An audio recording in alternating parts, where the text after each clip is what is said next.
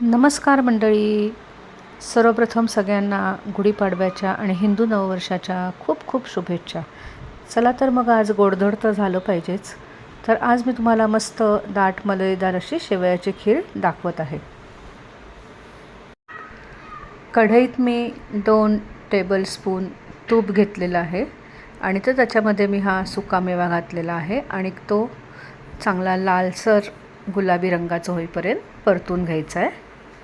त्यानंतर याच्यात मी 1 वाटी शेवया घातलेल्या आहेत आणि त्यासुद्धा चांगल्या गुलाबी रंगाच्या होईपर्यंत परतून घ्यायच्या आहेत. नंतर याच्यात मी 3 कप दूध आणि पाव वाटी साखर घातलेली आहे आणि आता हे छान मिक्स करून घ्यायचं आहे, छान ढवळून घ्यायचं आहे.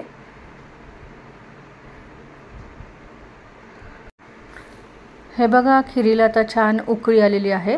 आता याच्यामध्ये मी 2 टेबलस्पून मिल्क पावडर घेतलेली आहे. त्याच्यामध्ये थोडंसं दूध घालून ते याच्यामध्ये मिक्स करून घातलेलं आहे, जेणेकरून या खिरीला छान दाटपणा येईल. खिरीला छान उकळी आल्यानंतर त्याच्यामध्ये आता मी 1 चमचा वेलची पूड घातलेली आहे आणि दुधात भिजवलेलं केशर घातलेलं आहे. हे बघा, मस्त क्रीमी दाट अशी खीर तयार झालेली आहे. याच्यामध्ये मिल्क पावडर घातलं असल्यामुळे छान दाट अशी ही खीर बनलेली आहे. तर आता आपण गॅस बंद करून खीर सर्व करूयात. मस्त दाट मलईदार अशी ही शेवयाची खीर तयार झालेली आहे.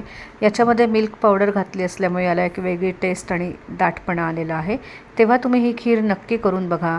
परत एकदा सगळ्यांना गुढीपाडव्याच्या व हिंदू नववर्षाच्या खूप खूप शुभेच्छा. धन्यवाद.